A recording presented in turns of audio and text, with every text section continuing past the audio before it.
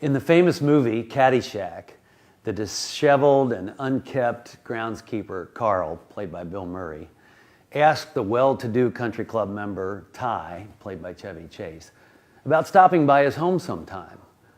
Carl then asks Ty if he has a pool over there. Ty tells Carl, a pool and a pond. The pond would be good for you. This is a perfect example of the hypocrisy of liberal elites today. They're in the pool, you're in the pond. When the Soviet Union came crashing down in 1991, it was dramatic proof that their socialist system was a dismal failure.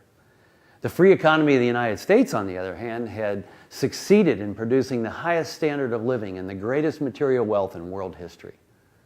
Today, it's pretty astounding to realize that a whole generation has grown up for whom the Soviet Union is just a distant historical memory, and for whom the old, empty promises of socialism seem to carry a new allure. Carrying the mantle for this renewed socialist trend in recent years is Vermont Senator Bernie Sanders. But did you know that this socialist hero purchased his third home shortly after his effective challenge to Hillary Clinton for the Democratic presidential nomination?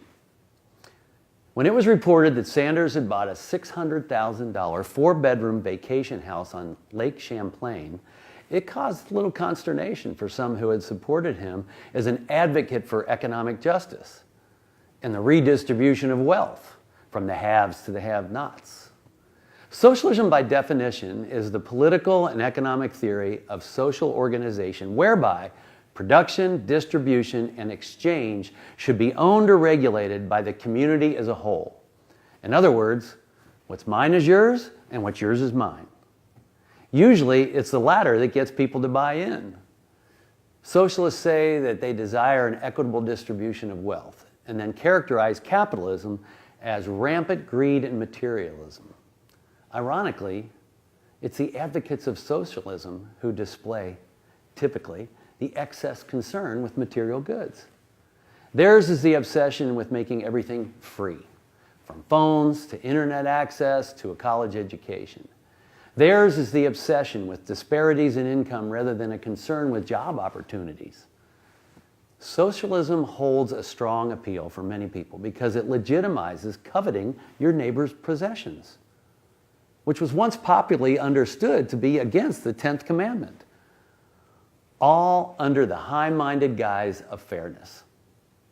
Capitalism, on the other hand, is responsible for the enormous levels of philanthropic giving that we see in the United States, the most generous nation ever known to mankind. As I grew up, I recognized the possible without feeling that I should be given what others have. You know, in a commune where people voluntarily live together, sharing possessions and responsibilities, or a religious community where the members take a vow of poverty, there's no hypocrisy.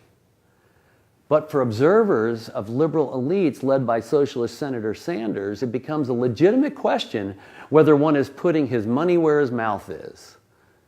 When Bernie Sanders buys a third home costing far in excess of the value of most Americans' homes, if they even have a home.